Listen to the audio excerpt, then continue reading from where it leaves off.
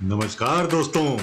Monsoon के मौसम में बद्रीनाथ जी के दर्शन कैसे करें? अरे भाई, ऋषिकेश वाले रास्ते से अगर आप जाओगे, कई जगह भारी बारिश की वजह से नदियों का प्रवाह बहुत तेज है, पहाड़ भी सरक रहे हैं। हम आपको दूसरे रास्ते से लेके जा रहे हैं, कोट द्वार होते हुए खिरसू में नाइट स्टे करते हुए बद्रीनाथ धाम पहुंचने का रास्ता। दिल्ली से बद्रीनाथ जाएंगे तो 14-15 घंटे लगेंगे कम से कम, और ऋषिकेश होते हुए जाएंगे तो भाई आपको कहीं ना कहीं नाइट स्टे तो लेना पड़ेगा।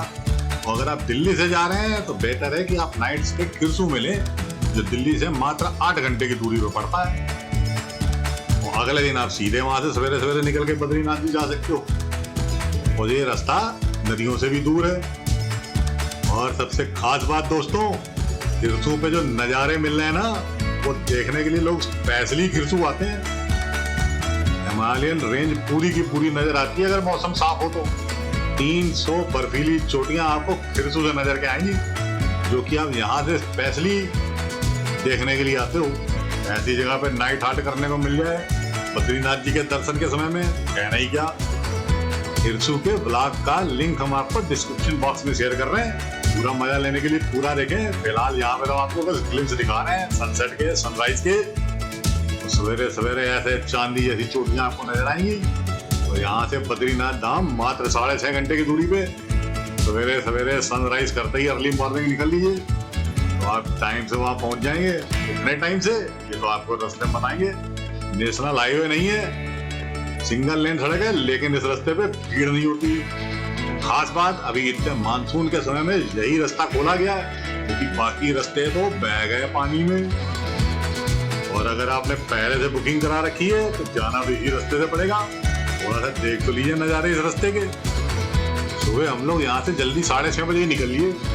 सुबह सुबह जल्दी जाने का फायदा ये है कि बद्रीनाथ से वापसी की तरफ के वाहन नहीं मिलते, तो आपकी गाड़ी बिल्कुल फर्राटा मारती, छलांगा लगा ली, चलती जाती है।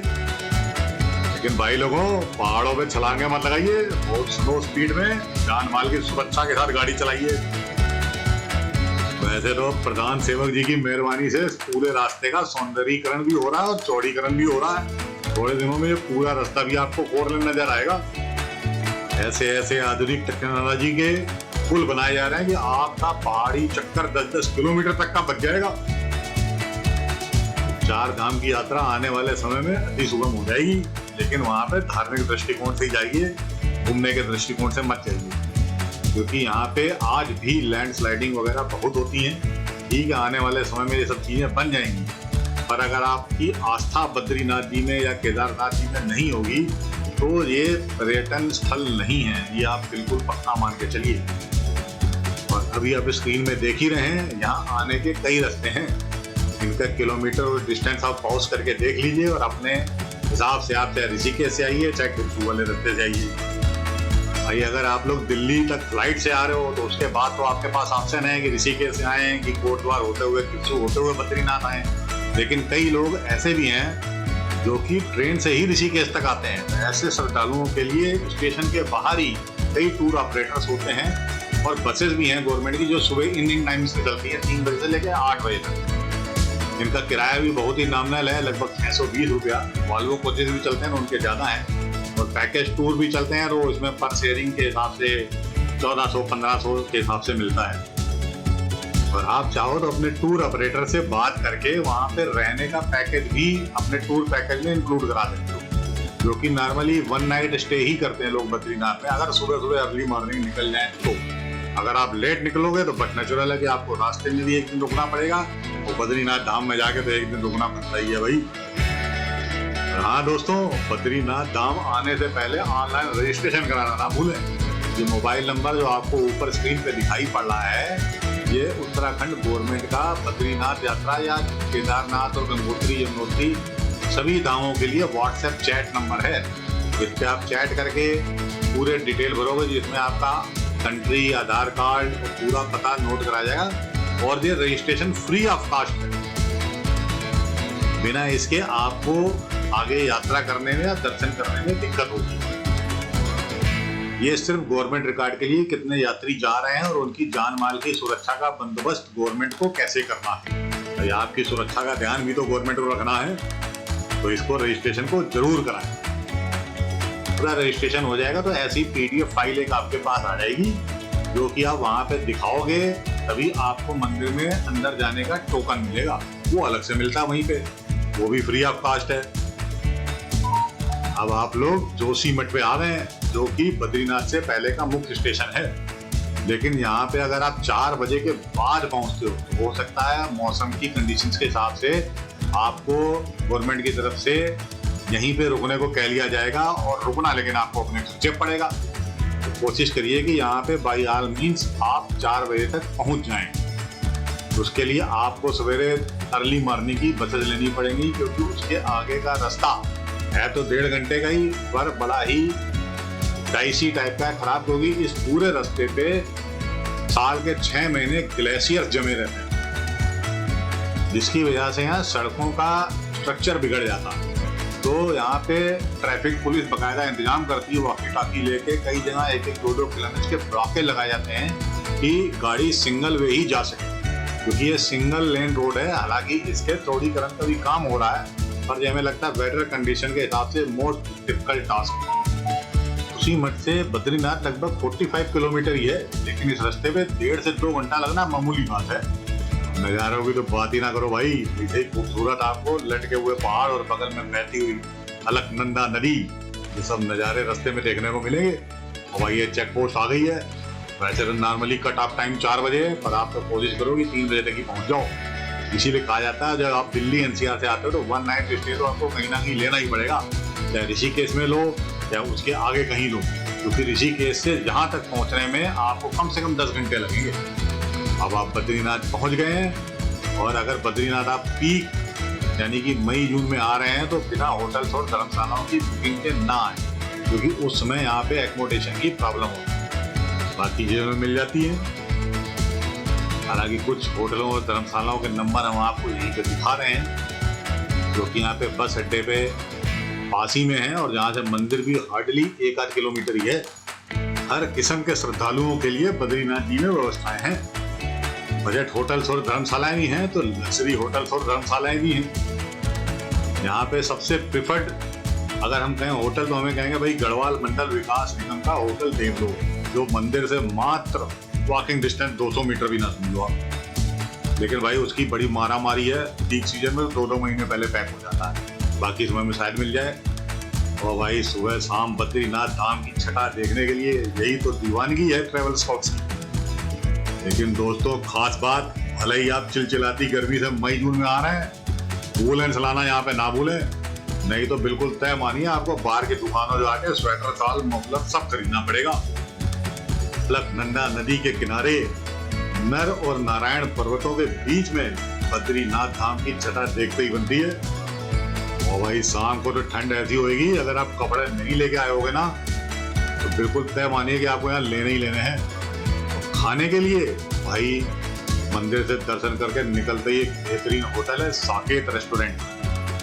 भाई इसका खाना प्योर हाइजीनिक है, और भाई इसकी दूर तक आप जाओगे तो खाना तो अच्छा ही लेना पड़ेगा ना। सबसे खास बात, इसकी खिड़की से जो बद्रीनाथ धाम की मंदिर की रूपरेखा दिखाई पड़ती है, खाने का स्वाद वैसे ही दोगुना हो जाता है। मंदिर दर्शन करते हुए भोजन आनंद ही आनंद।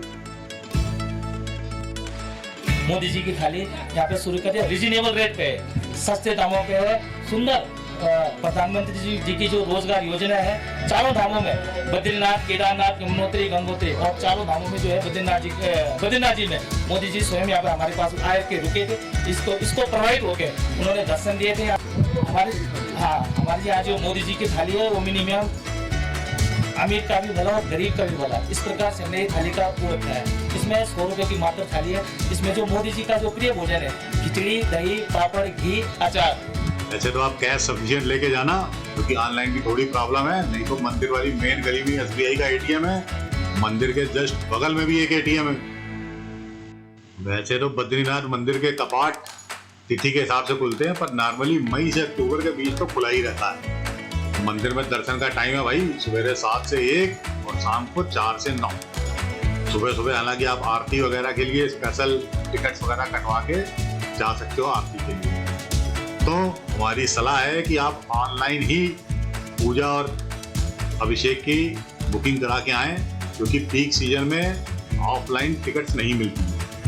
वैसे तो बद्रीनाथ नाम के पीछे कई पौराणिक कथाएं हैं, पर मुख्य कथा ये है कि एक बार जब भगवान विष्णु जी तपस्या में लीन थे तो अचानक हिमपात होने लगा।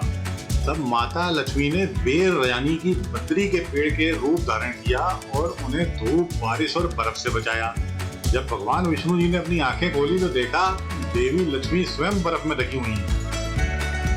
तभी से इस स्थान को कोई बद्री नारायण कहता है, कोई बद्री विशाल कहता है। माता लक्ष्मी का मंदिर भी प्रांगण के अंदर है, ये भी दर्शन करना ना भूलें।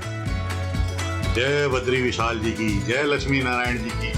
और हाँ दोस्तों, आपको ये मालूम है, यह भारत के मुख्य 4 धामों में से एक है, बद्रीनाथ धाम, जिसका नाम साथ में जगन्नाथपुरी, रामेश्वरम और द्वारका के साथ लिया जाता है।